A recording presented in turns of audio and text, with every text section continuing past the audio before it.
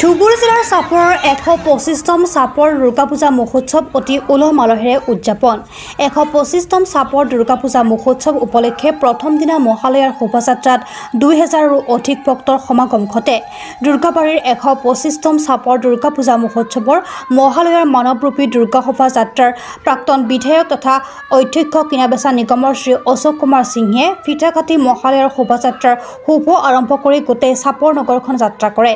শোভাযাত্ৰাখনত চাপৰ দুৰ্গাবাৰীৰ পৰা আৰম্ভ কৰি চাপৰ চহৰ যাত্ৰা কৰে। শোভাযাত্ৰাত অংশগ্ৰহণ কৰা পুৰুষ মহিলাসকলে বিভিন্ন জনগোষ্ঠীৰ সাজ পোছাক পৰিধান কৰা দেখা যায়। চাপৰ দুৰ্গাবাৰীৰ শোভাযাত্ৰাত নেতৃত্ব কৰে অশোক কুমাৰ সিংহে, চাপৰ চক্ৰ বিষয়া, বিলাসীপাৰা উপ পৌৰপতি, চাপৰ পৌৰপতি, চাপৰ উপ পৌৰপতিৰ লগতে বিজেপিৰ মণ্ডল আৰু জিলা ভিত্তিক বিজেপি নেতাকৰ্মী উপস্থিত থাকে আৰু চাপৰ অঞ্চলৰ বিভিন্ন সুনামধন্য ব্যক্তিসকল। মহালয়াৰ দিনাৰ পৰাই চাপৰ দুৰ্গাবাৰী 125তম চাপৰ দুৰ্গা পূজাৰ লগত সংগতি ৰাখি পূজাৰ মেলাৰ ফিটা কাটি মেলা বজাৰ মুকলি কৰে চাপৰ চক্ৰ বিষয়াৰ লগতে অভিনেত্ৰী অমৃতা গগৈ আৰু অভিনেতা উদয়ন দুৱাৰাই। 14 অক্টোবৰৰ পৰা 24 অক্টোবৰলৈকে 125তম দুৰ্গা পূজা মহোৎসৱৰ মেলা চলি থাকিব। 125তম চাপৰ দুৰ্গা পূজাৰ সাংস্কৃতিক উৎসৱৰ বিশেষ আকৰ্ষণ নাগাৰা নাম শিল্পী কৰিশ্মা নাথ আৰু লগতে বহুতো শিল্পী থাকিব। পিছত আৰু বিতং তথ্য প্ৰকাশ কৰা হ'ব। চাপৰ দুৰ্গাবাৰীৰ 125তম চাপৰ দুৰ্গা পূজা মহোৎসৱৰ সভাপতি কমল নাগ আৰু সম্পাদক ৰাকেশ নাগে ৰাইজৰ পৰা সহায় সহযোগিতা আৰু উক্ত কাৰ্যসূচীসমূহৰ উপস্থিতি কামনা কৰিছে।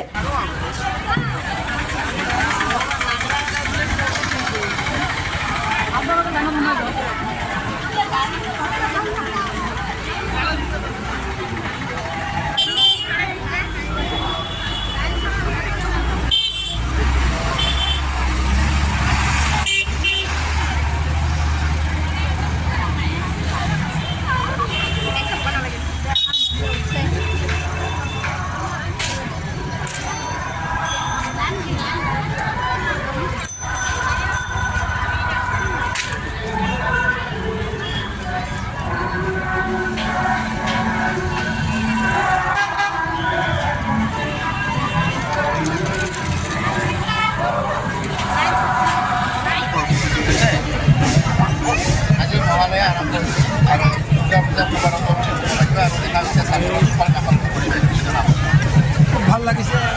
চাপৰ দুৰ্গাবাৰী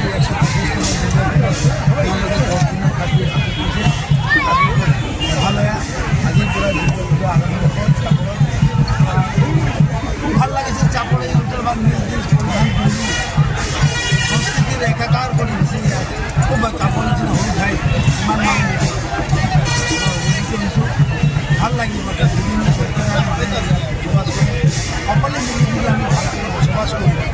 নিশ্চয় অসমখনত এটা ভাল মা দুৰ্গাই চাপৰবাসীৰ তাতে মংগল কৰে।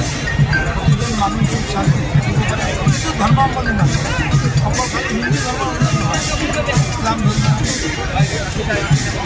জৈন, বুদ্ধ, শিখ যিমান ধৰ্মাৱলম্বী মানুহ সকলোৱে মিলি সব ধৰ্মই অংশগ্ৰহণ কৰা উচিত।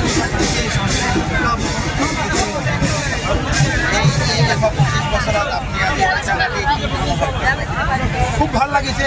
এনেকুৱা যদি সামাজিক কামত প্ৰত্যেকজন ব্যক্তি আগুৱাই আহে, মানুহৰ মনত আস্থাৰ ভাৱ মানে আমাৰ লগত মানুহ আছে, আমি সকলোৱে মিলি শান্তিত বসবাস কৰিব পাৰোঁ। তেনেকুৱা প্ৰতিজন মানুহ যাক মাতা হয় আচলতে আহিব লাগে। News desk report, direct news Assam.